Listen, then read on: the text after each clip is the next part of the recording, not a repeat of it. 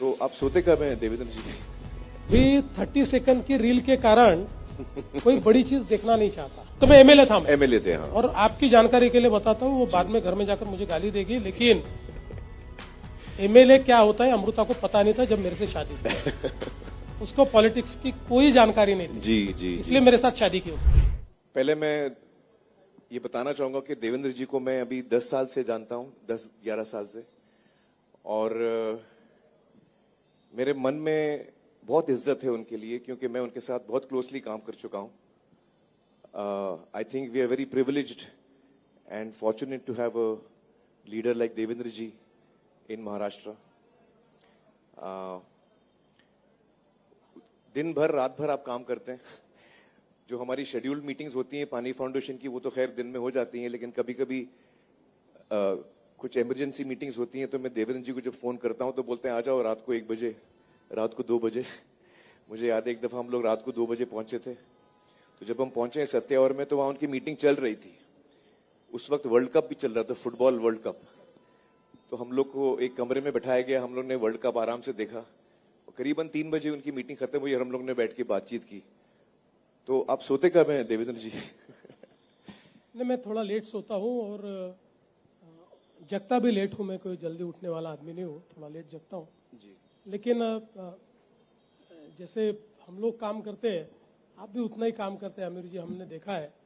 और विशेष रूप से आपने जो पानी फाउंडेशन का काम किया है, मैं ऐसा मानता हूँ कि एक मिसाल आपने उसमें कायम की है। और विशेष रूप से जो रूरल कम्युनिटीज को जागरूक करके उनको एजेंट ऑफ चेंज ये बनाने का काम जो पानी फाउंडेशन ने किया है, मैं उसकी बहुत दिल से सराहना करता हूं। थैंक यू देवेंद्र जी। हम शुरू करते हैं। आपने बहुत कम उम्र में आप काउंसलर बने, 22 साल के आप थे, और शायद उससे पहले भी आपका झुकाव रहा होगा पॉलिटिक्स की तरफ।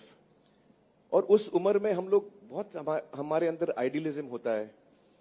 हम चाहते हैं कि हम देश को बदलें, राज्य को बदलें और एक खास योगदान कर पाएं, तब्दीली लाएं, एक अच्छी तब्दीली लाएं। तो जब आप इस जर्नी को देखते हैं, तो जो आप आइडियलिज्म से शुरू हुए, you know, how much were you able to live up to this idealism in these करीबन 35 साल हो गए आपको? जी बिल्कुल।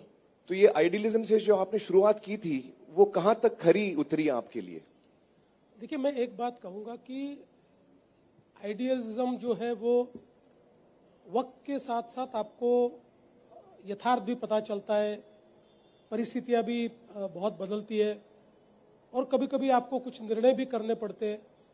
लेकिन मैं ये चीज मानने वालों में से हूं कि आइडियलिज्म को कभी खत्म मत कीजिए, डोंट लेट इट डाई, क्योंकि वो अगर मर गया तो फिर आपके व्यक्तित्व में कुछ बचता नहीं है। इसलिए मैंने हमेशा अपने जीवन में अपने कुछ प्रिंसिपल्स बनाए हैं, उसके आधार पर मैं जीने की कोशिश करता हूं।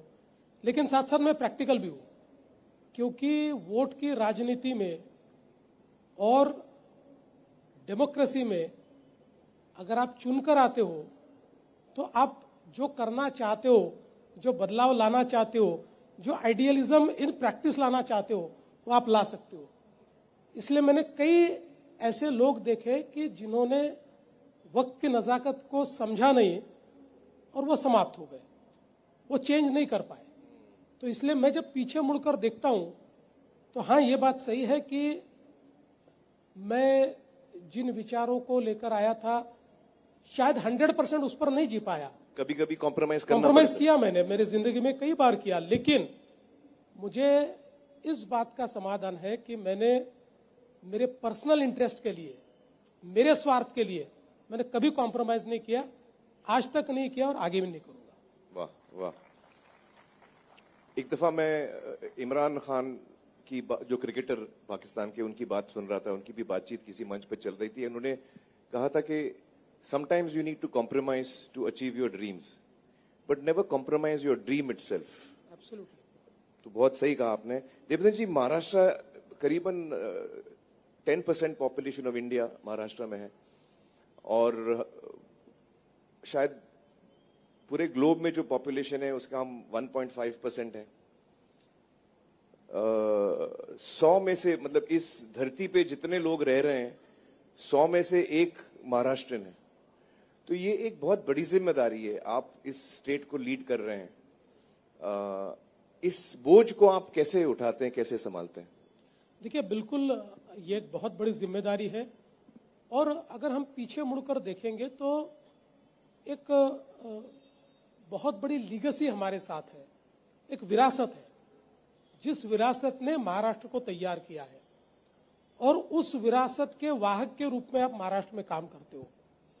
तो ये कोई किसी एक व्यक्ति ने बनाया हुआ या आपने बनाया हुआ महाराष्ट्र नहीं है। कई लोगों के परिश्रम से, कई लोगों के जिसको हम कह सकते हैं उनकी वीरता से, कई लोगों की भक्ति से ये महाराष्ट्र बना है। इसलिए मैं हमेशा ये मानता हूं कि महाराष्ट्र एक बहुत बड़ी जिम्मेवारी है जिसको हमें निभाना है। लेकिन साथ साथ मुझे इस बात की भी खुशी है कि अब ये महाराष्ट्र बहुत तेजी से आगे बढ़ रहा है। हम भारत की सबसे बड़ी सब नेशनल इकोनॉमी है। और अभी मैंने 2-3 दिन पहले बजट रखा, उस दिन भी मैंने बताया कि अगर महाराष्ट्र एक देश होता तो दुनिया की सबसे बड़ी 30वीं इकोनॉमी हम होते। और अगर जिस गति से आज हम बढ़ रहे हैं उस गति में कोई प्रतिरोध नहीं आया तो मैं ऐसा मानता हूं कि अगले 2 साल में हम यूएई और सिंगापुर की अर्थव्यवस्था से बड़े बनेंगे। ये महाराष्ट्र की ताकत है। वाह। और हम देश की पहली सब नेशनल $1 ट्रिलियन इकोनॉमी भी बनेंगे। लेकिन ये सारी चीजें करते हुए हमारे सामने बहुत बड़े सवाल है और वो सवाल डिस्पैरिटी के हैं, वो सवाल लॉपसाइडेड डेवलपमेंट के हैं, वो सवाल डेवलपमेंट के आइलैंड्स को हम लोग पूरे डेवलपमेंट के एक इकोसिस्टम में कैसे बदले, ये हमारे सामने सवाल है। और मुझे लगता है कि पिछले 10 सालों में हमने उसी के ऊपर बहुत काम किया है। और इसलिए आज आप देख सकते हो कि जहां एक समय था कि हमारे लिए मुंबई और एमएमआर रीजन और पुणे यही हमारे अर्थव्यवस्था का मैग्नेट हुआ करता था, अब उसके साथ साथ नासिक भी मैग्नेट है, रायगढ़ भी मैग्नेट है, छत्रपति संभाजीनगर भी मैग्नेट है, नागपुर भी मैग्नेट है। और सबसे आखिरी जिला जिसको हम मानते थे, हमारा गढ़चिरौली जिला, वो जिला भी अब देश का स्टील कैपिटल बनने जा रहा है। तो मुझे लगता है कि इसको एक प्रकार से सब तरफ ले जाने का प्रयास हमने किया है। बहुत खूब। Devendra ji, we are living in time of shifting sands. धरतियां खिसक रही हैं, एआई आ चुका है और इतनी तेजी से आ रहा है, इतने रफ्तार से आ रहा है कि हम उसको समझ भी नहीं पा रहे हैं। यंगस्टर्स जो हैं वो ये डिसाइड नहीं कर पा रहे हैं कि किस दिशा में अब अपनी जिंदगी ले जाएं, क्योंकि इतनी अनसर्टनिटीज हैं। तो ऐसी कुछ चीजें हैं, 2 चीजें हैं एक्चुअली जिनके बारे में मैं आपको पूछना चाहता हूं कि as a leader of the state, how do you deal with this external things which जो बाहर से आते हैं और हमको सबको इफेक्ट करते हैं? जैसे कि एआई, ये बाहर से आया है लेकिन हम सबको इफेक्ट करने वाला है और हम समझ नहीं पा रहे हैं पूरी तरह से कि ये हमको कैसे इफेक्ट करेगा। हमारी फिल्म इंडस्ट्री में भी इसका बहुत गहरा असर होने वाला है। मुझे चिंता है कि बहुत सारे जॉब्स जाएंगे, स्किल्ड लेबर जो है वो उसकी जरूरत नहीं पड़ेगी। जब आप कुछ एक स्क्रिप्ट अंदर डालें या सीन अंदर डालें, वो सीन आपको शूट होके वापस आ जाएगा। तो जो हमारे कारपेंटर्स हैं, जो स्किल्ड लेबर्स हैं, वो तो ये सारे सवाल उठते हैं हमारे मन में। और दूसरा जो बड़ा इश्यू है जो आज हम देख रहे हैं, इस क्लाइमेट चेंज, वो भी हमारे हाथ में नहीं है। बारिश होती है तो इतनी ज्यादा होती है कि बाढ़ आ जाती है, और नहीं होती है तो बिल्कुल नहीं होती है। तो ये 2 बड़े इश्यूज जो हमारे सामने इस वक्त हैं, उनको आप किस नजर से देखते हैं? आपकी सरकार की क्या प्लानिंग है, how to tackle these 2 issues?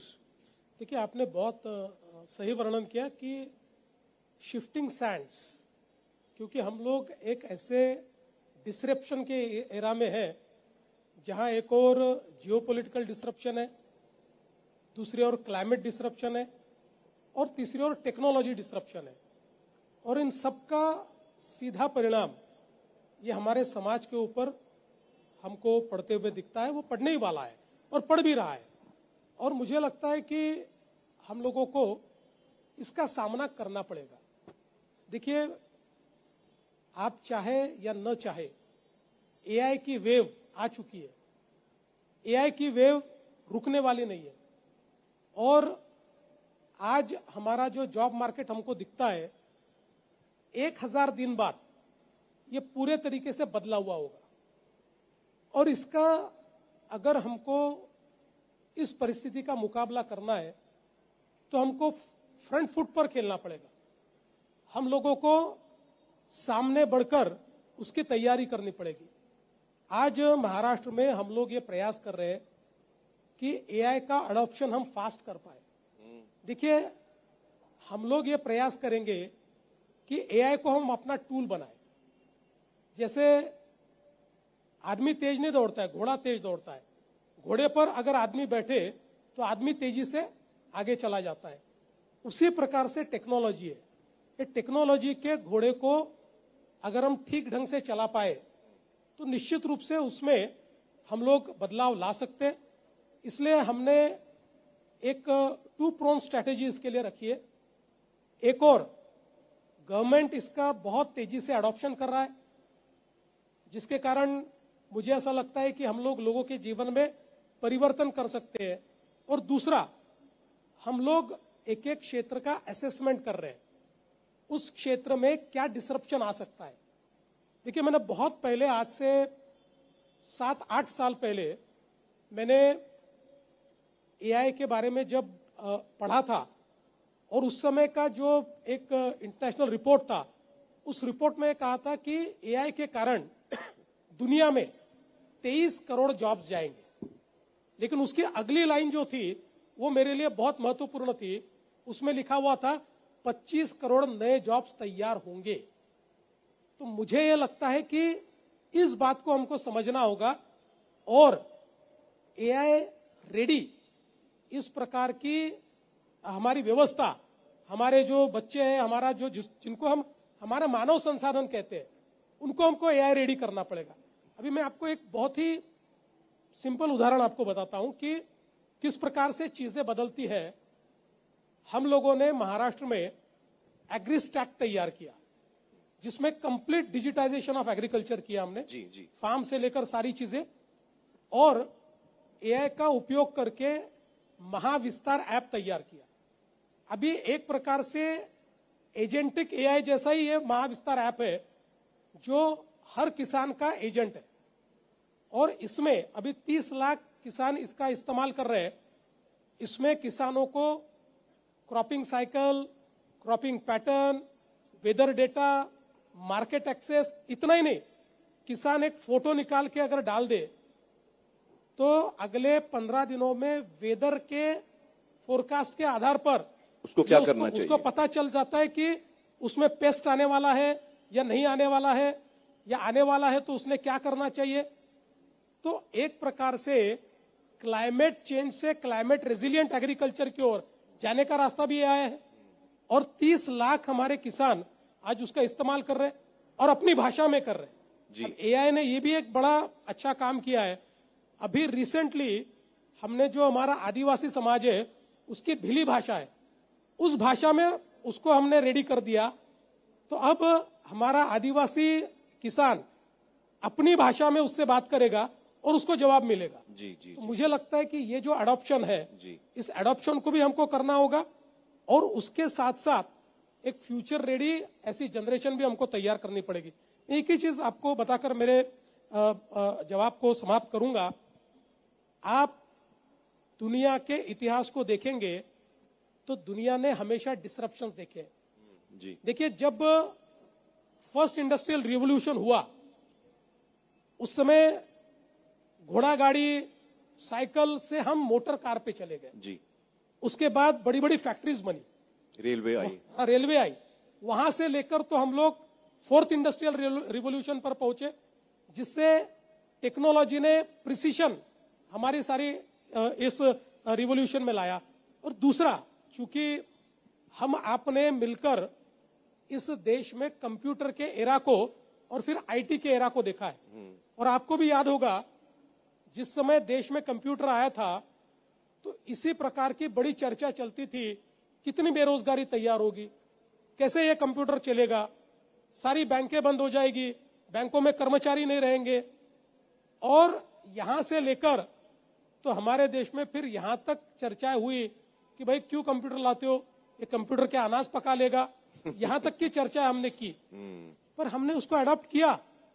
Computerisation ने हमको बहुत चीजें सिखाई, आईटी ने हमको बहुत चीजें सिखाई। हमारे फाइनेंशियल मार्केट्स कंसोलिडेट हुए, हमारे फाइनेंशियल मार्केट्स प्रेडिक्टेबल हुए, हम लोग फ्रॉड्स उसके कारण रोक पाए। तो मुझे लगता है कि जब भी टेक्नोलॉजी आती है हम लोगों ने उसको एम्ब्रेस करना चाहिए, उसकी तैयारी करनी चाहिए, और ये तैयारी हम महाराष्ट्र में करेंगे। तो यूथ को इसको अडॉप्ट करना चाहिए, बिल्कुल करना चाहिए, यूथ को इसकी तरफ बढ़ना चाहिए, 100% बढ़ना चाहिए। और मैं देखिए, आप में और हम में फर्क ये है कि हम लोग बड़े होने के बाद आईटी आया जी, लेकिन अब ये जो जनरेशन है, जेन नेक्स्ट जिसको हम कहते हैं, ये जनरेशन पैदा ही टेक्नोलॉजी के साथ हुई है। जी हाँ। 1 साल का 2 साल का बच्चा ये मोबाइल यूज कर रहा है, उसके ऊपर सोशल मीडिया यूज कर रहा है, उस पर अलग अलग ऐप यूज कर रहा है, और अब उसमें गूगल में भी एआई यूज कर रहा है, उसमें ग्रॉक यूज कर रहा है, उसमें और चैट जीपीटी यूज कर रहा है। तो मुझे लगता है कि एक प्रकार से उनके लिए कोई नयापन इसमें नहीं होगा। हम लोग ज्यादा डर रहे हैं। हम लोग ज्यादा डर रहे हैं। जी जी। And what about climate change, how do we face that? I think ये एक बहुत महत्वपूर्ण इस प्रकार की बात है, और क्लाइमेट चेंज ये एक रियलिटी है। क्योंकि आज से 10-15 साल पहले कोई क्लाइमेट चेंज की बात करता था तो हमको लगता था कि बोर्डरूम टॉक है, ये एलिट टॉक है, लेकिन आज उसका खतरा हम लोग महसूस कर रहे हैं जी। और मुझे लगता है कि सस्टेनेबिलिटी आज का मंत्र है। अब मुंबई में हम लोग आजकल एक्यूआई की बात करते हैं, और ये बात भी सही है कि पिछले 2 महीनों में मुंबई की एयर क्वालिटी के ऊपर काफी अलग अलग प्रकार से मतलब प्रश्न चिन्ह तैयार हुए। अभी तो खैर पिछले कुछ दिनों से ठीक है, लेकिन अब हमारे सामने ये सवाल नहीं है कि डेवलपमेंट और एनवायरमेंट, डेवलपमेंट और सस्टेनेबिलिटी, अब दोनों को साथ में ही लेना पड़ेगा। तो ये तो बहुत बड़ा चैलेंज है। बिल्कुल। और ये मैं ऐसा मानता हूं कि चैलेंज नहीं है। टेक्नोलॉजी ने अभी हम लोगों को इस प्रकार से एक प्लेटफॉर्म दिया है कि जिसके चलते दोनों चीजें हम साथ में कर सकते हैं। अब मुंबई के लिए हम लोगों ने एक सर्कुलरिटी का प्लान तैयार किया है, जिसको हम इंप्लीमेंट करेंगे। मैं ऐसा मानता हूं कि टेक्नोलॉजी के कारण अब हम इस एरा में है where nothing is waste, everything is wealth. आपके पास सही टेक्नोलॉजी वेस्ट को वेल्थ में कन्वर्ट करने की अगर होगी तो आप सस्टेनेबिलिटी की ओर जा पाएंगे, आप सर्कुलरिटी की ओर जा पाएंगे, और हमारे जीवन को प्रदूषित करने वाले जितनी चीजें हैं उन चीजों से हम लोग बच पाएंगे। तो मुझे लगता है कि आज हम लोगों ने उसकी स्ट्रेटेजी मुंबई में बनाई है, महाराष्ट्र में भी हम लोग बना रहे हैं, जहां एक और देखिए 2 चीजें मैं आपको अलग अलग बताना चाहता हूं। ये तो मुंबई की बात हुई, लेकिन अभी महाराष्ट्र में हम लोगों ने पावर के सेक्टर में हमारे किसानों को 16,000 मेगावाट पावर लगती है। अब ये 16,000 मेगावाट पावर, अभी तक हम लोग उनको ये कोयले वाली पावर सारी देते थे। अब हम लोगों ने इसको पूरा सोलर पे शिफ्ट करना शुरू किया। अभी करीब हम लोग 4,000 मेगावाट कर चुके। इस साल के अंत तक हम 14,000 मेगावाट पे पहुंचेंगे, और महाराष्ट्र पहला राज्य होगा जो पूरी 16,000 मेगावाट पावर किसानों को सोलर के माध्यम से देगा। अब मैं आपको बताता हूं कि अगर कोयले की पावर से ये 16,000 मेगावाट पावर का हम विचार करें तो कोयले से हम जितना पोल्यूशन करते हैं 16,000 मेगावाट के लिए, उसका मिटिगेशन अगर हमको करना है तो हमको 300 करोड़ पेड़ लगेंगे। 300 करोड़ पेड़ ही ये 16,000 मेगावाट पावर का मिटिगेशन कर पाएंगे। तो एक प्रकार से 300 करोड़ पेड़ न लगाते हुए भी हमने 300 करोड़ पेड़ का काम किया। अब दूसरा हमने क्या तय किया है, महाराष्ट्र को सस्टेनेबल करने के लिए अभी हमारा जो ट्री कवरेज है that is 23%। We should have 33% ideally. तो 23 से 33 जाने का रास्ता अगर हमको तय करना है तो महाराष्ट्र को 250 करोड़ पेड़ चाहिए जी। तो अभी हम लोगों ने 300 करोड़ पेड़ का एक मिशन हाथ में लिया है और ये जो मिशन है इस मिशन को हम आमिर खान स्टाइल में डेवलप कर रहे हैं, डिजाइन कर रहे हैं।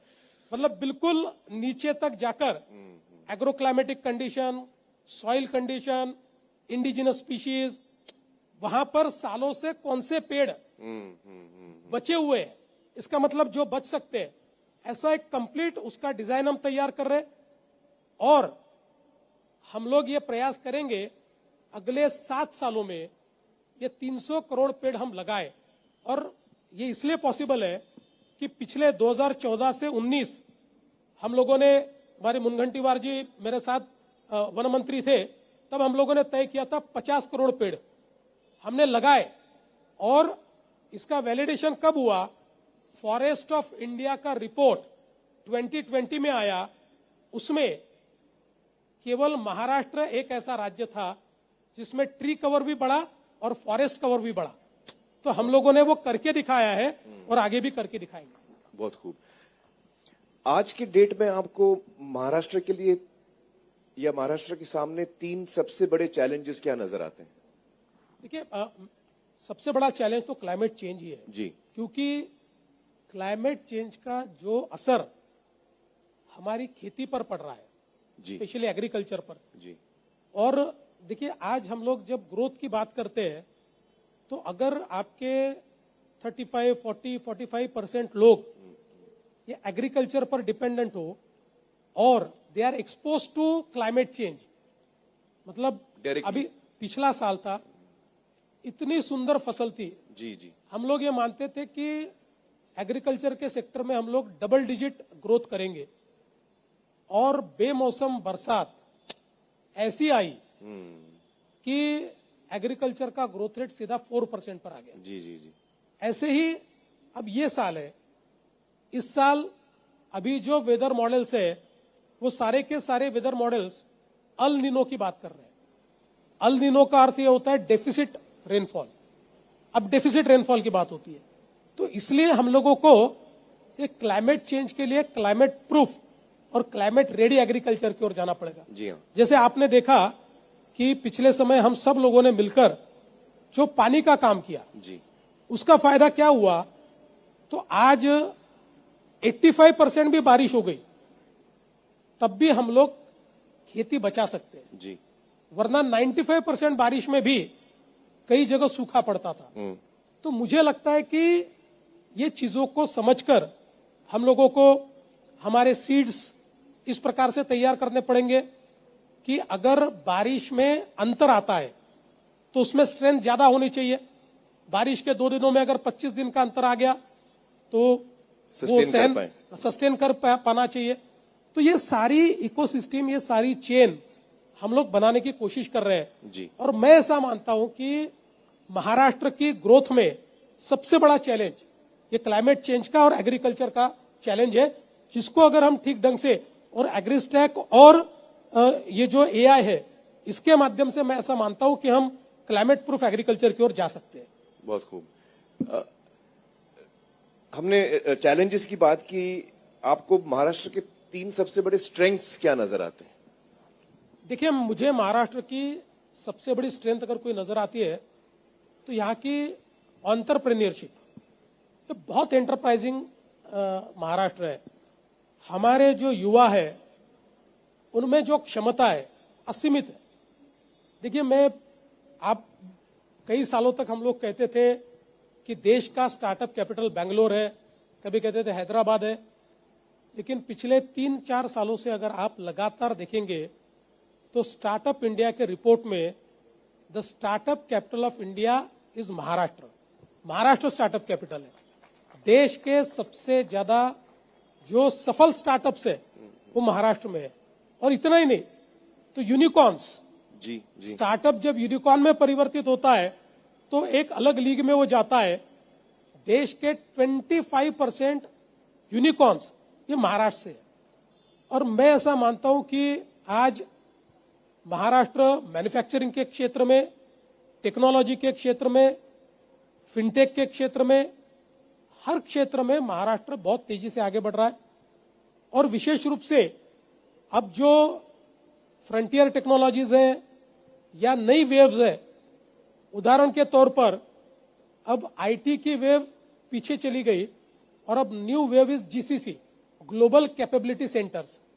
और मुझे ये बताते हुए खुशी होती है कि लास्ट ईयर जीसीसी का कैपिटल हमारा पूना बना है। Poona is now India's capital for GCC.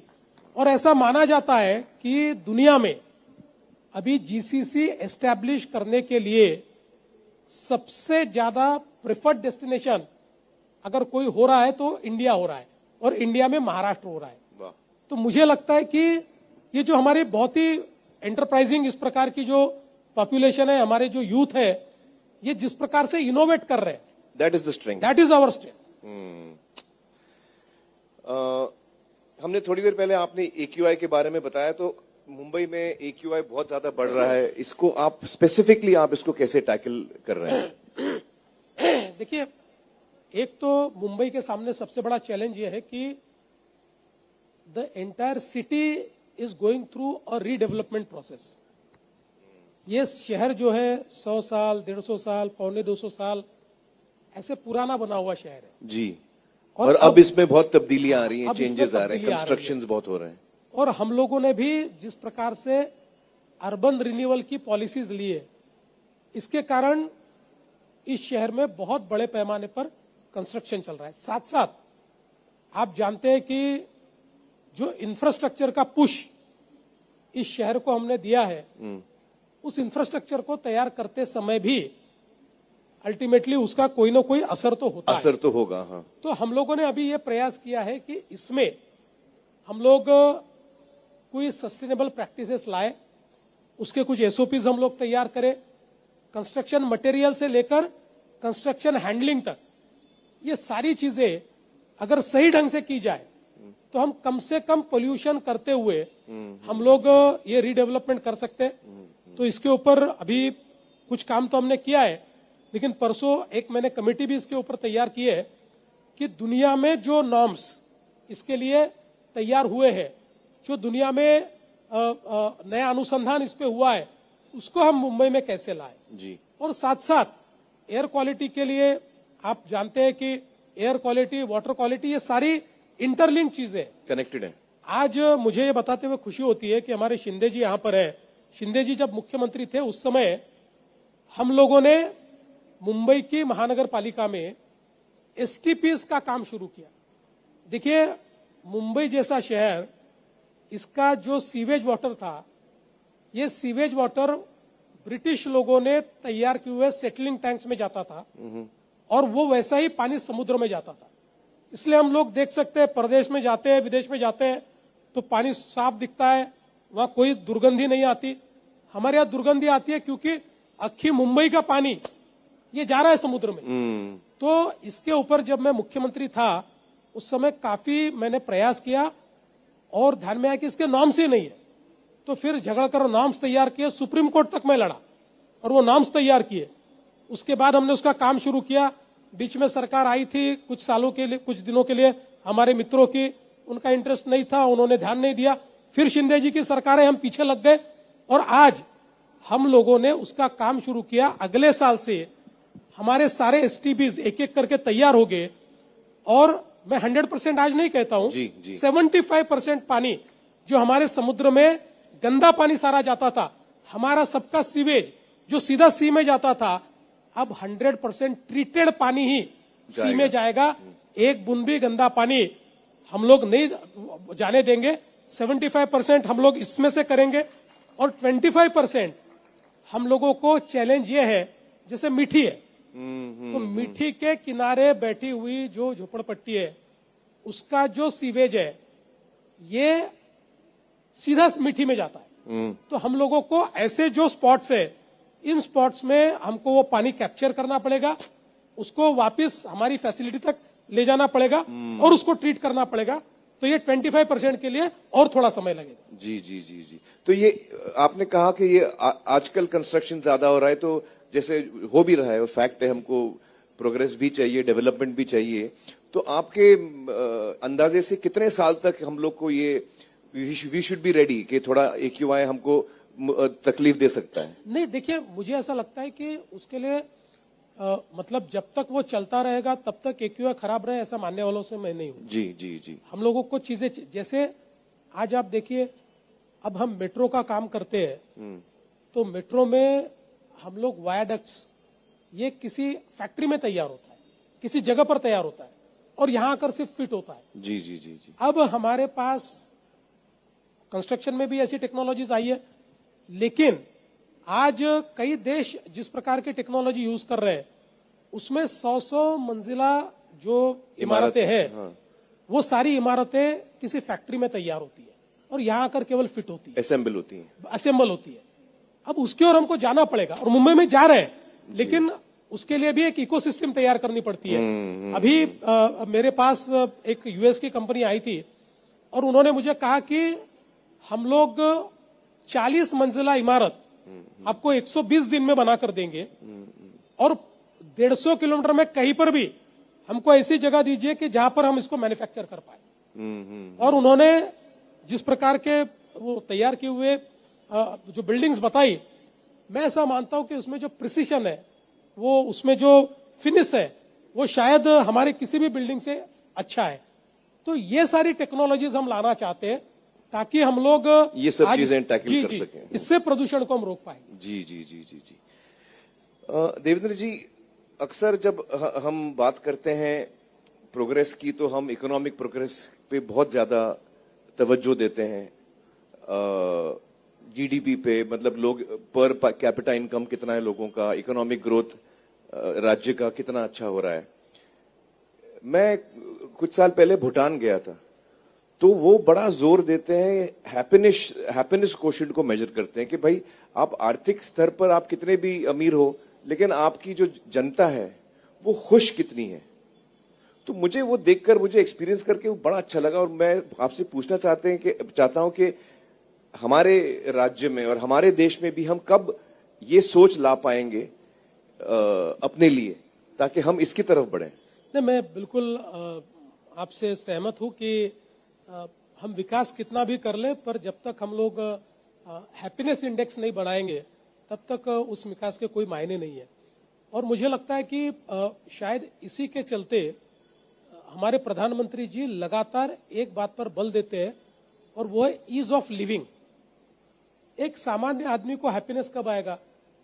जब उसके जीवन में रोजमर्रा की चीजें उसको सताएगी नहीं। रोजमर्रा वो कम्यूटेशन करता है, उसका कम्यूटेशन प्रेडिक्टेबल हो, वो आसानी से वो कर पाए, वो जहां रहता है वह रहने में उसको सुविधा हो, उसको जो काम सरकार से पढ़ते हैं या ऑफिसेस में पढ़ते हैं वो हैसल फ्री वो कर पाए, पढ़ाई हो बच्चों की उसको वो हैसल फ्री कर पाए, हेल्थ, तो ये पब्लिक हेल्थ ये उसका एक्सेस उसको बिल्कुल हैसल फ्री मिले। तो मुझे लगता है कि ईज ऑफ लिविंग ये एक ऐसा मंत्र है जिससे हम लोग हैप्पीनेस इंडेक्स को तैयार कर सकते हैं।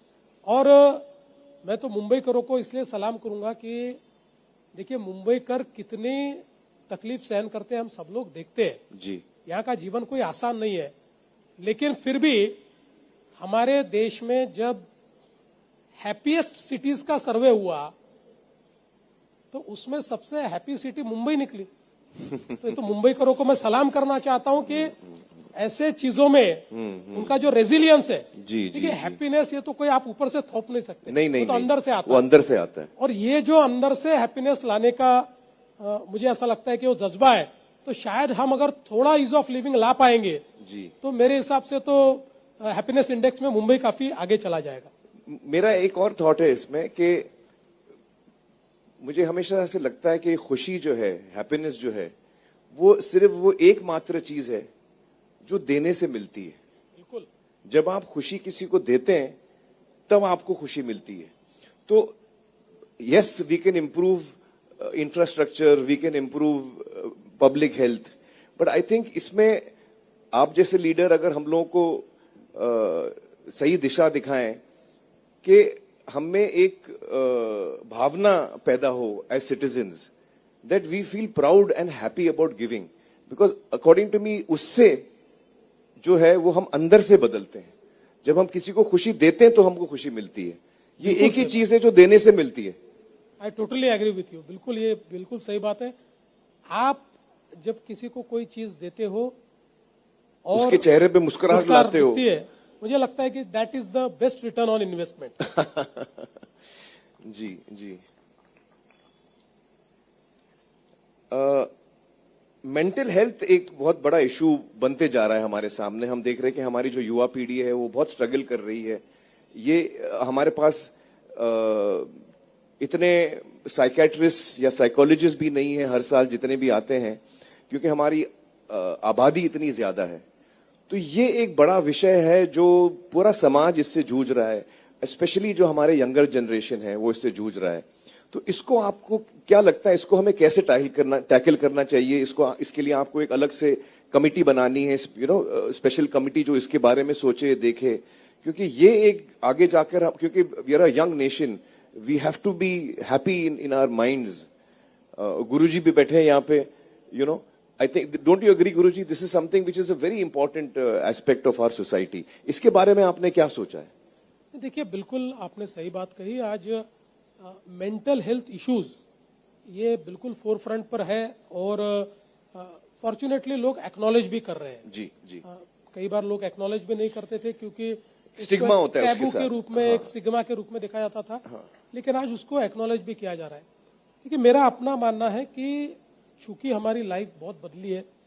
एक समय ऐसा था कि फैमिली हुआ करती थी, परिवार हुआ करता था, उसका कुशन हुआ करता था। तो कोई ना कोई किसी न किसी को संभालता होता था और उसके कारण अभाव में भी आदमी चैलेंजेस को फेस करता था, सपोर्ट मिलता था। अब हमारी अर्बन लाइफ स्पेशली इस प्रकार की हुई है कि एक दूसरे को सपोर्ट देने के लिए भी आपके पास समय नहीं है जी। क्योंकि हर व्यक्ति को जीवन के लिए संघर्ष करना है। और ऐसे में ये मेंटल हेल्थ इश्यूज आपको बड़े पैमाने पर आज दिखाई पड़ते हैं और मुझे लगता है कि निश्चित रूप से इसके ऊपर हम लोगों को काम करना पड़ेगा। आज सरकार के रूप में भी हम लोग इसको एक्नॉलेज कर रहे हैं, मेंटल हेल्थ इश्यूज को। उसके ऊपर काउंसलर्स हम लोग ज्यादा से ज्यादा तैयार कर पाए, इस प्रकार का भी प्रयास हम कर रहे हैं। और मुझे ऐसा लगता है कि अलग अलग प्रकार से, चाहे वो योगासन के माध्यम से हो या फिर स्पिरिचुअलिटी के माध्यम से मेडिटेशन के माध्यम से हो, अलग अलग प्रकार से हर व्यक्ति को अपनी सपोर्ट सिस्टम खड़ी करनी पड़ेगी। जी जी। देखिए, अब अर्बन लाइफ तो कोई बदलेगा ऐसी बात नहीं है, लेकिन व्यक्ति को अपनी सपोर्ट सिस्टम खड़ी करनी पड़ेगी और हम लोगों को वो सपोर्ट सिस्टम खड़ी करने में उनको मदद भी करनी पड़ेगी। जी जी। जहां तक साइकियाट्रिस्ट का या साइकोलॉजिस्ट का सवाल है, तो अब एआई ने उसकी भी व्यवस्था कर दी है। अब हम लोग देखते हैं कि कई देशों में तो भी एआई एजेंट्स ये बात कर रहे हैं, दे आर टॉकिंग। तो आदमी का, हरेक का अभी साइकियाट्रिस्ट जो है वो एआई एजेंट है, जो उसके साथ वो बात करके अपनी बात शेयर कर रहा है और वो जो उसने जो जिस प्रकार से उसका ट्रेनिंग हुआ है उससे वो काउंसिल कर रहा है। लेकिन मैं आपको एक बहुत मजेदार बात बताता हूं कि देखिए, सबसे बड़ी बात क्या है कि सोसाइटी में रहना ये बहुत जरूरी है। अभी हम लोग मुंबई में कई बार, जैसे हमारा डायल 100 है, अभी 112 हो गया है, तो इस 112 पे कई बार कई फोन आते हैं। तो ऐसे कई फोन आते हैं कि जिनको कोई काम नहीं होता, जो बूढ़े हैं, जिनके घर पे कोई नहीं है और उनको बात करने के लिए कोई नहीं है, इसलिए वो 112 लगाते हैं और पुलिस से बात करते हैं। और अभी पुलिस भी हमारी उनसे बात कर लेती है। कई जगह तो ऐसा रिश्ता हो गया है कि उनका कोई काम रहा तो जाकर पुलिस कर देती है। तो मुझे लगता है कि ये जो एक हमारा सोशल लाइफ जो बदला हुआ है, इसको समझकर हम लोगों को इसमें कोई ना कोई इंटरवेंशन करना पड़ेगा। जी जी जी। मेरा ये भी, मेरी ये सोच है, हो सकता है मैं सही हूं या गलत हूं, कि लेकिन सोशल मीडिया का बहुत गहरा असर हुआ है हम सब पर।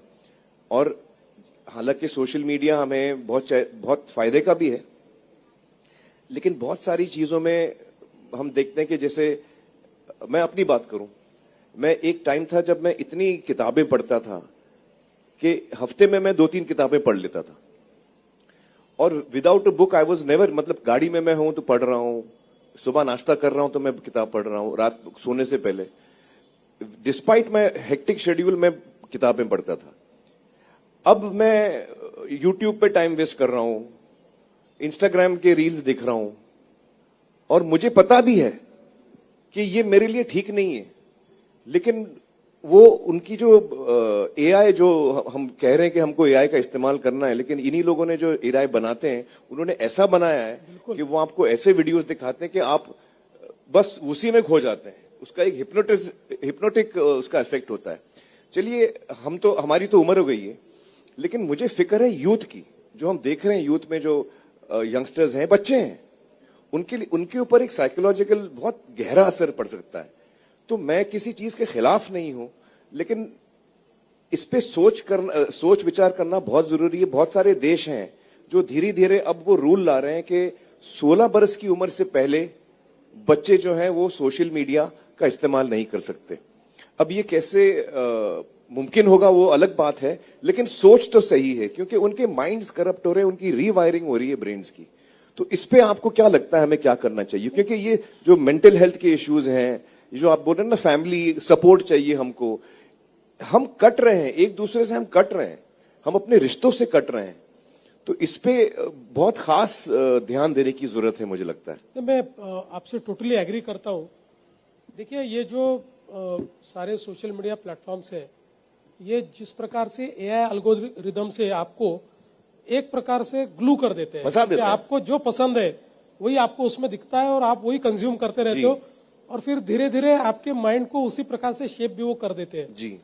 तो मुझे ऐसा लगता है कि इसका एक दूसरा प्रॉब्लम भी ये है कि हमारा अटेंशन स्पैन समाप्त हो गया है, कम हो रहा है, बहुत कम हो रहा है इसकी वजह से। अभी 30 सेकंड की रील के कारण कोई बड़ी चीज देखना नहीं चाहता, लोग उसको ही कंज्यूम करना चाहते हैं।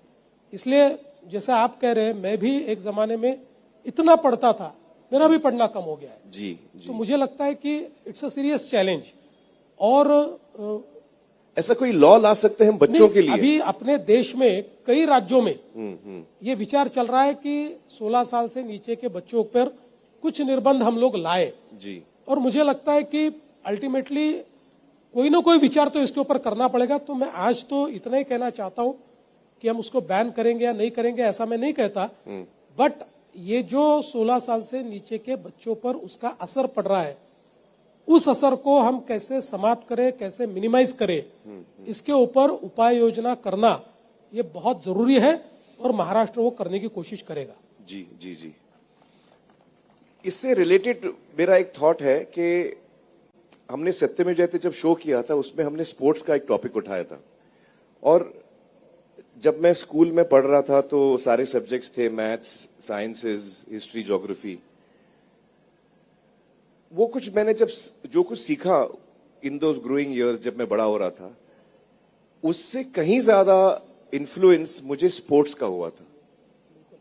क्योंकि स्पोर्ट्स ने मुझे सिखाया हार्ड वर्क, स्पोर्ट्स ने मुझे, मेरे अंदर पैशन बिल्ड किया, स्पोर्ट्स ने मुझे सिखाया किस तरह ग्रेसफुली हारना है, स्पोर्ट्स ने मुझे सिखाया किस तरह ग्रेसफुली आप सक्सेस को लेते हो, स्पोर्ट्स ने मुझे सिखाया टीम वर्क का कितना इंपॉर्टेंस होता है। ये सारी चीजें हमको स्पोर्ट्स सिखाती हैं। तो हमारे स्कूल के करिकुलम में क्यों ना स्पोर्ट्स हमारा मेन सब्जेक्ट हो। देखिए, आज वैसे भी जो हम लोग चीजें सिखा रहे हैं स्कूल में, मैथ, साइंस, उसका कोई अभी महत्व नहीं रहा। मैं एआई को पूछ लूंगा, भाई पृथ्वी की गोलाई कितनी है, वो मुझे बता देगा, वो मुझे सीखने की जरूरत नहीं है, ना मुझे याद करने की जरूरत है। तो education also needs to go through an overall, कि हम बच्चों को क्या सिखा रहे हैं, उसका कुछ इंपॉर्टेंस है भी कि नहीं आज एआई के जमाने में। तो मेरा ये मानना है कि sports should become a very important part of our curriculum, क्योंकि ना सिर्फ ये हमारे माइंड को ग्रो कराता है, ये हमें आगे की जिंदगी के लिए तैयार करता है। और उसके साथ साथ जब हम खेलते हैं तो वो जो वक्त हम प्लेग्राउंड में होते हैं, उससे एक हमको मेडिटेशन मिलता है, मजा भी आता है, मेडिटेशन भी मिलता है। तो जो हम मेंटल हेल्थ की बात कर रहे थे, ये सारी चीजें कनेक्टेड।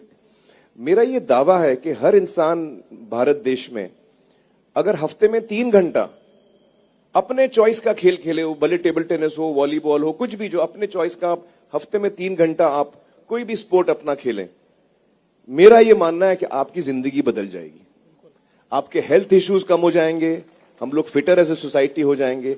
और ये मैं मेडल्स के पॉइंट ऑफ व्यू से नहीं बोल रहा हूं कि हमको स्पोर्ट्स में आना चाहिए ताकि हमको मेडल्स मिले, वो तो मिल ही जाएंगे, लेकिन हर बच्चे को, हर बूढ़े को, हर जवान को स्पोर्ट्स, उसके लिए हमें स्पोर्ट्स फैसिलिटीज चाहिए हर जगह। मुझे लगता है ये एक बहुत बड़ा सोल्यूशन हो सकता है। In a very odd way this can be a very big solution for lots of things together. Indeed, मतलब ये सॉल्यूशन है ही।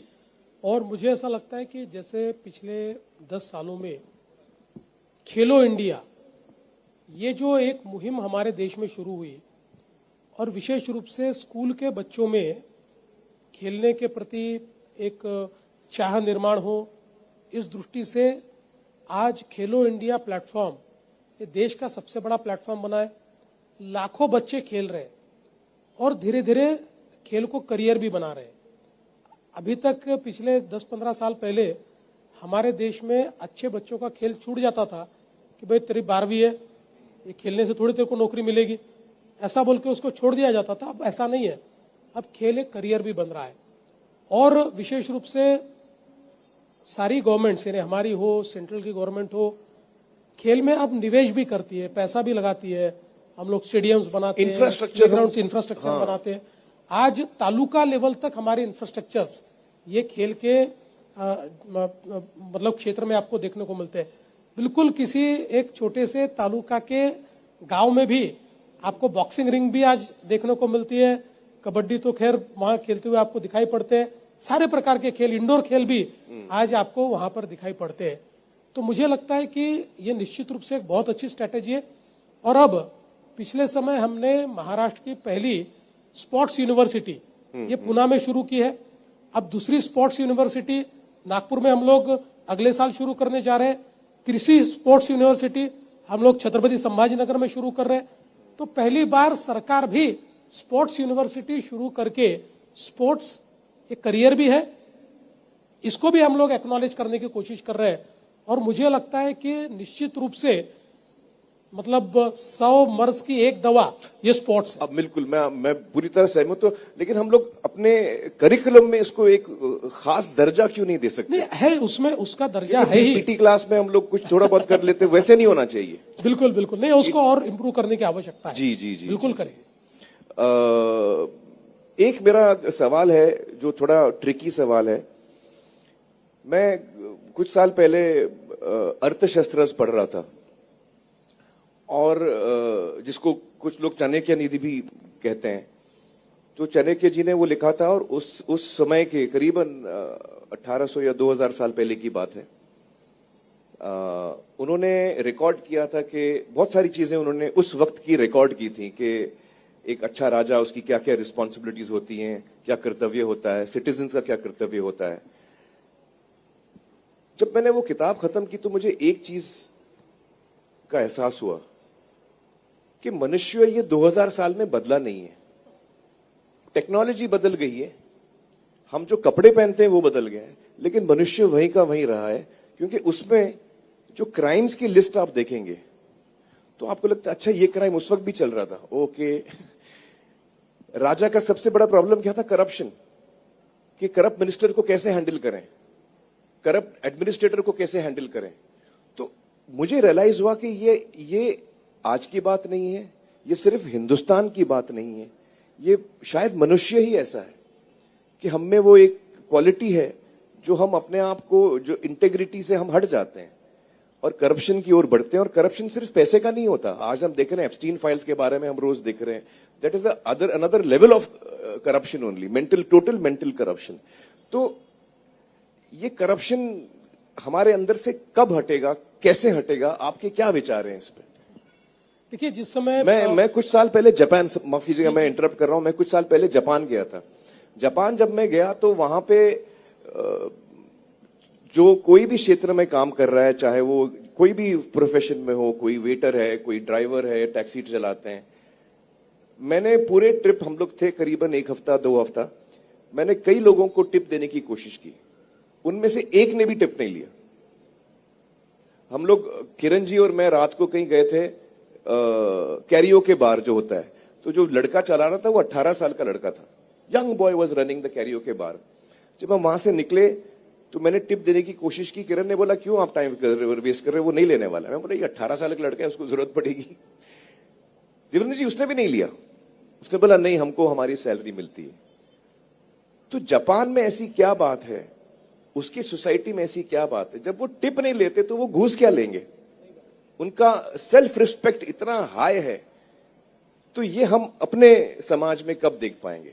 और ये पूरे वर्ल्ड में है. मैं ये नहीं कहता हूं कि हिंदुस्तान में, पूरे वर्ल्ड में है ये, और हजारों साल से चला आ रहा है. तो इसको हम कब इसमें इंटेग्रिटी देख पाएंगे लोगों में, और इसमें लीडरशिप क्या कर सकता है. देखिए, जब अन्ना हजारे जी का इंडिया अगेंस्ट करप्शन का आंदोलन चल रहा था दिल्ली में, उस समय एक व्हाट्सएप मैसेज बड़ा चल रहा था, मुझे आज भी याद है. और वो मैसेज ऐसा था कि पूरा भारत करप्शन के खिलाफ है, तो साला ये करप्शन करता कौन है.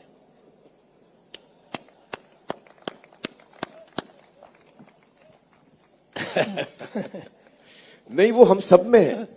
तो मुझे ये लगता देवेंद्र है जी, मेरा ये मानना है कि हम सब में कोई ऐसा इंसान नहीं है दुनिया में. हम सब में राम भी है और रावण भी है. इसमें आप अपने अंदर के राम को बड़ा करते हैं या आप अपने अंदर के रावण को बड़ा करते हैं, ये आपके ऊपर है. बिल्कुल सही बात आपने कही. मुझे लगता है कि अल्टीमेटली हम लोग नेशनल कैरेक्टर बिल्डिंग, इसके ऊपर कितना काम करते हैं, ये भी बहुत इम्पोर्टेंट है. अभी महाराष्ट्र में हम लोगों ने जो हमारी स्कूल्स है उसमें मूल्य शिक्षा शुरू की है.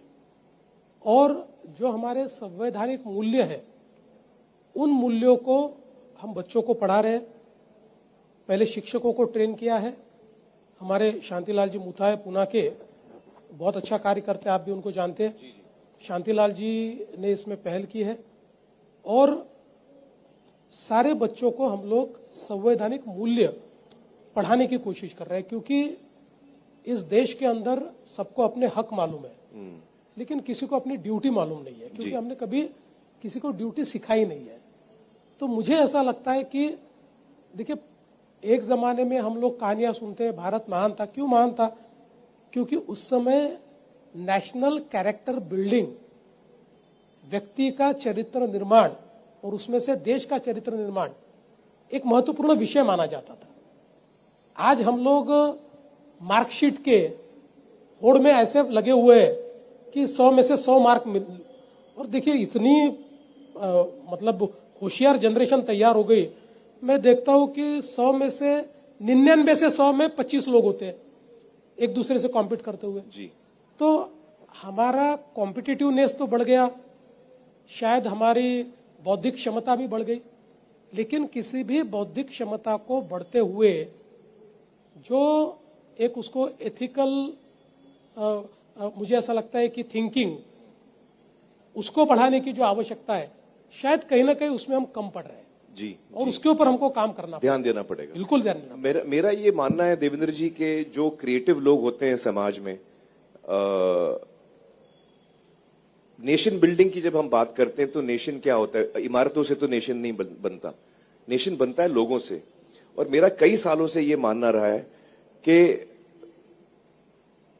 हम पर बचपन से मुझ पर क्या क्या असर हुआ है. मेरे माँ बाप का असर हुआ है, मेरे टीचर्स का असर हुआ है, लेकिन उसके साथ साथ पॉपुलर कल्चर का मेरे पर बहुत असर हुआ है. जो मैंने किताबें पढ़ी हैं, जो मैंने गाने सुने हैं, जो हमारे कमाल के लिरिक राइटर्स रहे हैं, नीरज जी, मजरू साहब, साहिर साहब, तो जो हमने फिल्में देखी हैं, तो पॉपुलर कल्चर का एक बहुत गहरा असर हो सकता है. नेशन बिल्डिंग में जब हम लोगों को एक इथॉस पहुंचाना चाहते हैं, वैल्यूज पहुंचाना चाहते हैं, तो पॉपुलर कल्चर उसमें एक बहुत बड़ा रोल प्ले कर सकता है. वो हर क्रिएटिव इंसान के ऊपर है कि उसके वो करना है या नहीं करना है. लेकिन मेरा ये मानना है कि यंग माइंड्स को हम अफेक्ट करते हैं. अगर हम उनको सही रास्ता दें तो ये चीजें, जो क्रिएटिव कम्युनिटी है, विकी सामने बैठा है, यहाँ पे अशोक जी बैठे हैं, तो एज क्रिएटिव पीपल हम करते क्या है? पुलिस वाले लॉ एंड ऑर्डर देते हैं, जुडिशरी जस्टिस देती है, डॉक्टर्स हेल्थ देते हैं. हर प्रोफेशन कुछ ना कुछ कंट्रीब्यूट करता है. क्रिएटिव कम्युनिटी क्या कंट्रीब्यूट करती है? We build human beings, we can build human beings if we so desire. हम सोशल फैब्रिक को मजबूत करने में हमारा कंट्रीब्यूशन दे सकते हैं। तो मेरा ये मानना है कि जो क्रिएटिव कम्युनिटी है, पोएट्स हैं, आर्टिस्ट हैं, सिंगर्स हैं, डांसर्स हैं, फिल्म मेकर्स हैं, लेखक हैं, ये लोग जो हैं, इसमें आपको सोचना चाहिए एज ए लीडर कि आप इन लोगों को बुलाइए और कहिए कि इसमें आपका बड़ा योगदान होना चाहिए, क्योंकि आप समाज को एक बड़े तौर पे एक बदलाव ला सकते हैं।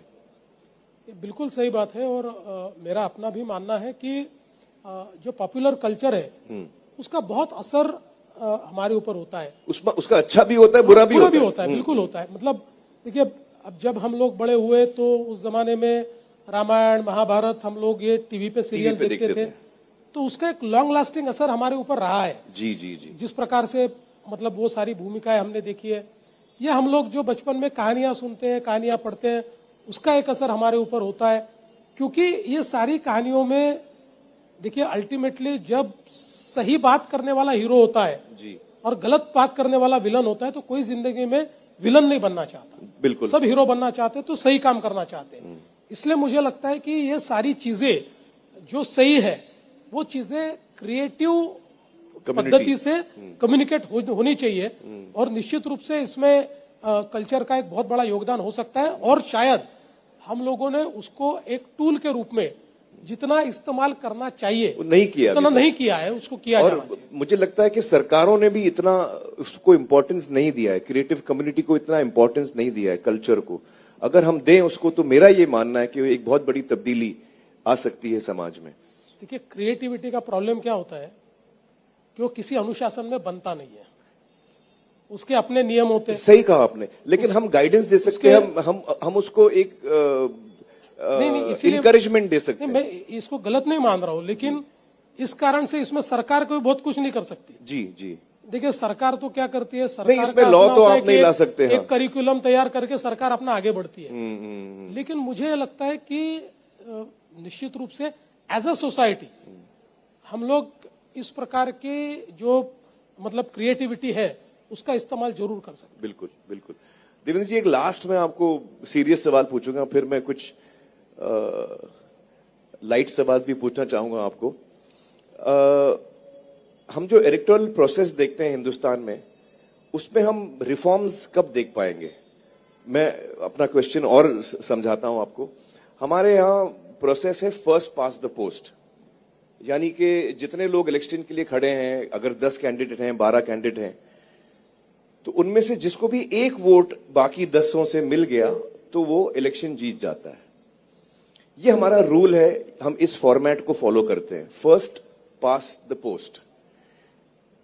अब मैं एक खेल खेलता हूं ऑनलाइन, उसका नाम है सेटलर्स ऑफ कटैन। वो स्ट्रैटेजी का गेम है, तो उसमें स्ट्रैटेजी का इस्तेमाल होता है। तो अगर आज मैं पॉलिटिशियन होता तो मेरी स्ट्रैटेजी ये होती है कि अगर रूल ये है कि फर्स्ट पास द पोस्ट मैं जीत सकता हूं, तो मैं अगर बाकी 8-10 लोगों को कम से कम वोट दिलवाऊं तो मेरे जीतने के चांसेस बढ़ जाते हैं। तो ये जो हमारा सिस्टम है इलेक्शंस का, इसमें होता क्या है कि कोई भी अक्लमंद पॉलिटिशियन ये सोचेगा कि बांटो, वोट्स बांटो, ताकि मुझे एक वोट ज्यादा मिल जाए। मेरा ये सवाल है कि, और करीबन 40 ऐसी कंट्रीज हैं जो फर्स्ट पास द पोस्ट को फॉलो करती हैं, लेकिन करीबन 140-150 कंट्री हैं जो अलग इलेक्टोरल प्रोसेस फॉलो करती हैं, जैसे कि फ्रांस है, जर्मनी है।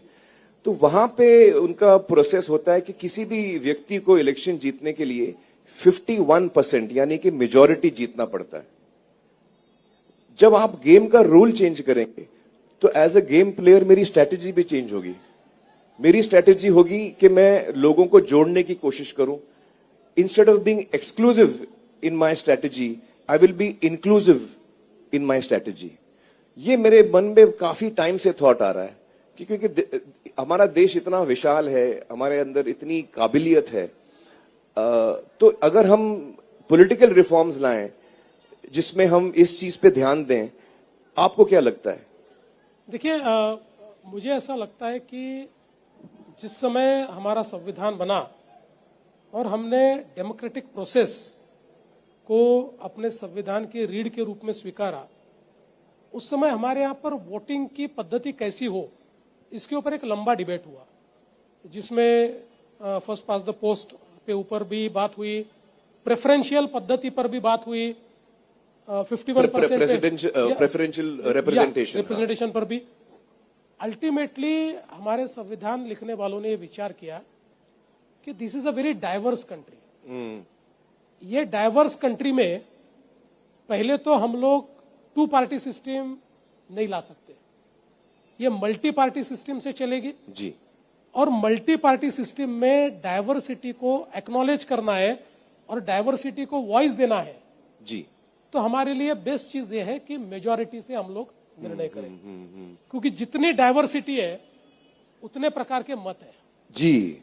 तो अगर हम मेजॉरिटी का रोल अल्टीमेटली मैं एक उदाहरण के तौर पर बताता हूं, आप और मैं दोनों ही हैं और इनको हम दोनों पसंद नहीं है, तो इनका मत एक्सप्रेस करने के लिए आपके कुछ विचार है और मेरे कुछ विचार है, लेकिन विकी जी को ना आपके विचार पसंद है ना मेरे विचार पसंद है, तो उनको तो फिर कोई चारा ही नहीं है। तो हमारे यहाँ डाइवर्सिटी इतनी है, इतने प्रकार के विचार है, लेकिन अल्टीमेटली हमारा देश कुछ विचारों पर एक है जी, उसके ऊपर हमारे यहाँ वोटिंग होता है जी जी। आज मैं ये नहीं मानता कि प्रॉब्लम वोट का डिवीजन है, मैं ये मानता हूं हमारा प्रॉब्लम तब सॉल्व होगा जब हमारे यहाँ पर 100% वोटिंग होगा, 90% वोटिंग होगा। आज जो लोग घर में बैठकर देश के सिस्टम को गाली देते हैं, ये सही नहीं है वो सही नहीं है, उनमें से कोई वोट देने को नहीं जाता।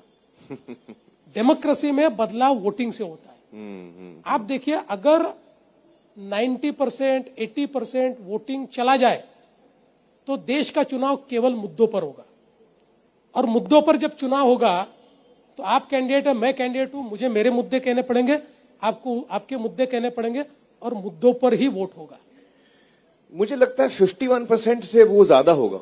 जब आपको 51% जीत के आना है तब मुझे सबको इंक्लूड करके इसमें आगे जाना प्रॉब्लम पड़ेगा। ये है, अभी इतना बड़ा हमारा देश है, कैंडिडेट तो आप 10 खड़े करोगे और 10 कैंडिडेट में 51% वोट किसी को नहीं मिला तो वापस पोल करना पड़ेगा। नहीं पहले 2 लोगों में पोल करना पड़ता है। नहीं वो ऐसे ही है। कुछ कंट्रीज में ऐसा भी है कि आप जब मैं वोट करने जाता हूं तो मैं अपना फर्स्ट चॉइस डालता हूं, मैं देवेंद्र जी को दूंगा वोट, सेकंड चॉइस एकनाथ जी को वो तो दूंगा, preferential third voting choice system है। विकी को दूंगा। तो उसमें जो फाइनली जो काउंटिंग करते हैं तो बाय जो नहीं जीता, जो एकदम जिसको सबसे कम वोट मिले हैं, उसका सेकंड चॉइस क्या था भाई, ये जो तो वो एक इलेक्शन में भी हो सकता है। नहीं, ये जो वोटिंग हमारे यहाँ बाय एलिमिनेशन, नहीं, ये जो आप कह रहे हैं ना, ये वोटिंग हमारे यहाँ होता है, विधान परिषद में और राज्यसभा में ऐसे ही वोटिंग होता है। अच्छा, इसी प्रकार से।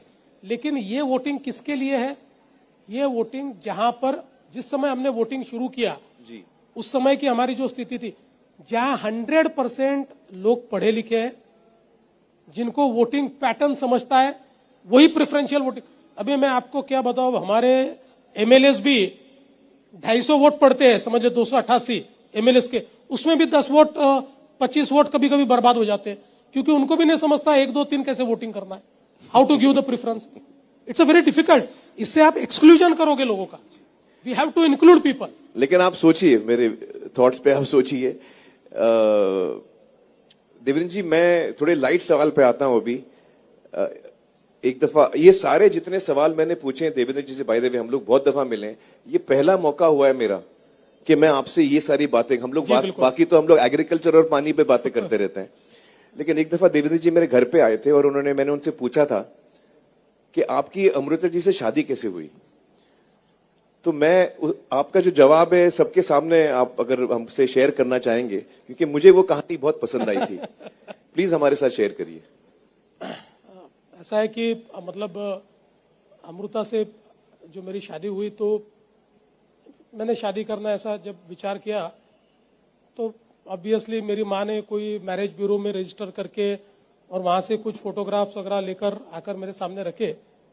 तो मैंने अमृता का फोटो उठाया और मैंने कहा इसका नंबर मुझे चाहिए। उसका नंबर मैंने लिया और मुझे आज भी याद है, मैं ट्रेन में जा रहा था, वहां से मैंने अमृता को फोन किया और मैंने कहा कि कल मैं नागपुर पहुंच रहा हूं और कल हम मिलते हैं।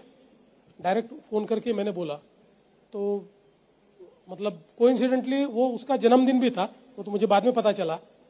तो मेरे एक दोस्त के घर हम लोग मिले, मेरे एक फ्रेंड के घर हम लोग मिले और हमने 2 घंटे बातें की। उसमें से 1 घंटा 50 मिनट मैंने बात की और 10 मिनट अमृता ने बात की और मैं क्या करता हूँ, मैं जिंदगी में क्या करूंगा।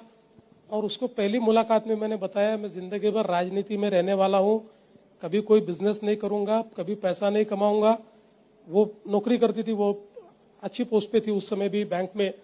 मैंने उसको कहा कि भाई देख, तू नौकरी करती है, तेरा पैसा तेरा, मेरा पैसा मेरा, तेरे से मांगूंगा नहीं। और तेरे को वो हालांकि अभी कंप्लेंट करती कि मैंने मांगा उसको, लेकिन उसके ऊपर अलग डिबेट हो सकती है।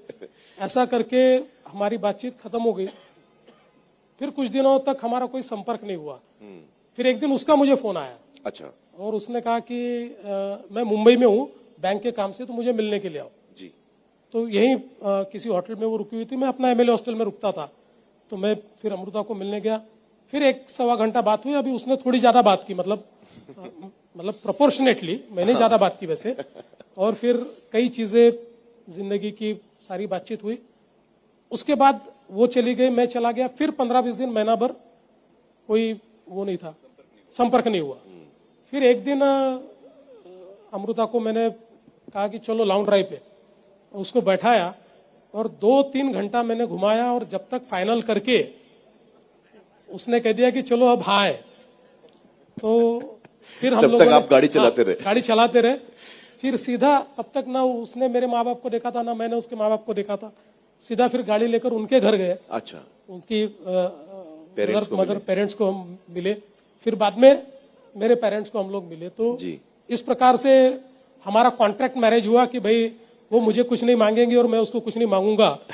तो ऐसा हमारा चल रहा है अभी भी। हाँ, नहीं, ये बहुत ही, मुझे बहुत मजा आया ये कहानी सुन के, क्योंकि मुझे लगा कि अक्सर पति जो बोलते हैं कि भाई शादी के बाद आप घर पे बैठोगे, काम नहीं करोगे, ये वगैरह वगैरह, लेकिन आपकी थिंकिंग बहुत ही प्रोग्रेस थी उस समय भी कि आपने इतने, और प्लस आपने बहुत क्लियरली अपनी तरफ से कहा कि भाई ये चीजें मेरे तरफ से आप समझ लो। मैंने उनको देखा था उस समय बैंक में 12 घंटे काम करते थे हम लोग। जी। और जी, उसका पैशन ही बैंक था जी। और उसका लाइफ भी बैंक था।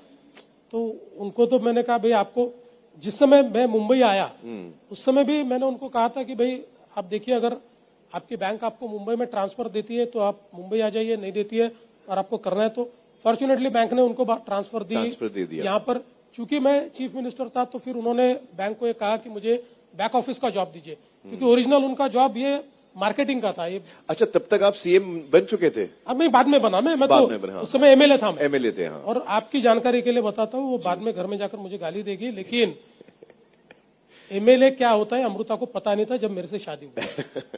उसको पॉलिटिक्स की कोई जानकारी नहीं थी। जी। इसलिए मेरे साथ शादी की उसने। होती तो शायद करती कि नहीं, मुझे पता नहीं। देवेंद्र जी, एक आखिरी सवाल पूछता हूं मैं। मैंने अपने करियर में काफी किरदार निभाए हैं और मैं इस आखिरी सवाल में उन कैरेक्टर्स के नाम बताऊंगा कौन सी फिल्म से हैं। मैं चाहूंगा कि इतने सालों में आप बहुत सारे पॉलिटिकल फिगर्स का सामना हुआ है आपका, तो जब मैं कैरेक्टर का नाम लूं तो आप उस पॉलिटिशियन का नाम लीजिए कि ये कौन पॉलिटिशियन जो है वो इस टाइप का है। इसमें मेरी शर्त ये होगी कि मुझे एक लाइफलाइन चाहिए और फिर वो जो सारे सामने बोले बैठे उनका भी ओपिनियन चाहिए, 50-50 भी चाहिए। चलिए हम शुरू करते हैं। कयामत से क्यामत तक का राज, कौन पॉलिटिशियन उस रोल में बैठेगा? गिरीश भाऊ किधर गए? Romantic lover boy. अच्छा, गिरीश भाऊ। लेकिन मेरे बोलने से पहले उधर से आवाज आ गई। चलिए आप लोग भी हेल्प करिए देवेंद्र जी को। दूसरा, रंगीला का मुन्ना, टपोरी। हाँ, नहीं ये मैं किसी को नहीं कहूंगा। कोई टपोरी नहीं है? नहीं, कोई तो होंगे टपोरी। वो मैं जी आप बताइए। वो आपको अकेले में बताऊंगा। सबके सामने नहीं बोलूंगा। ठीक है। इसके बाद हम आते हैं ACP Rathore Sarfarosh. Any guesses? Devendra ji, सब आपका नाम ले रहे हैं देवेंद्र जी, आप अपना भी नाम ले सकते हैं। मैं तो सोच रहा था मैं रैंचो पे अपना नाम लूंगा।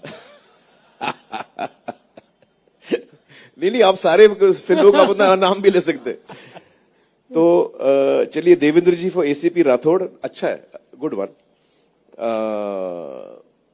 भुवन फ्रॉम लगान। देखिए, मैं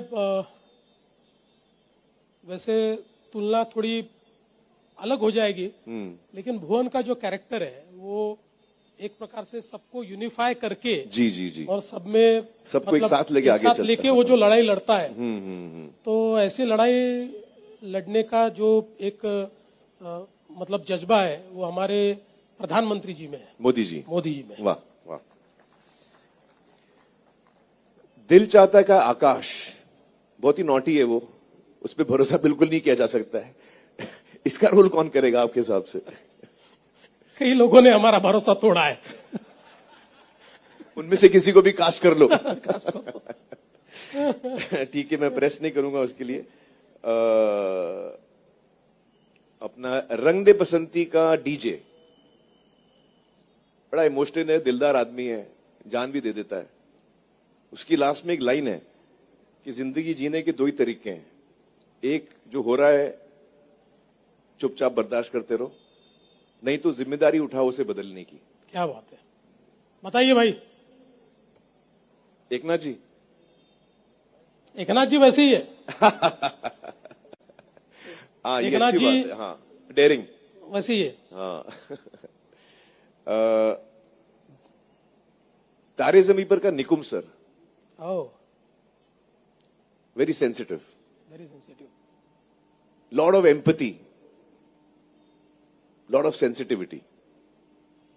नहीं, ऐसे तो कई लोग हैं हमारे पास, लेकिन किसका नाम लूं? हाँ,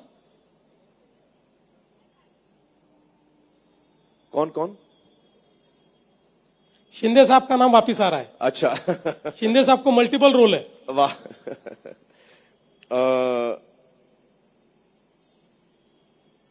इसके बाद मैं बोलूंगा 3 इडियट्स रैंचो। ये आपने अपने लिए सेव करके रखा है। हाँ जी, मुझे पसंद है वो कैरेक्टर बहुत। जी जी जी। और पीके जो एलियन है, जो दूसरे गोले से आता है, उसका रोल कौन करेगा? अलग ही गोले से आता है। मेरे बिल्कुल आंखों के सामने नाम है, लेकिन मैं बोल नहीं पा रहा हूं, सामने बोल नहीं सकता हूं।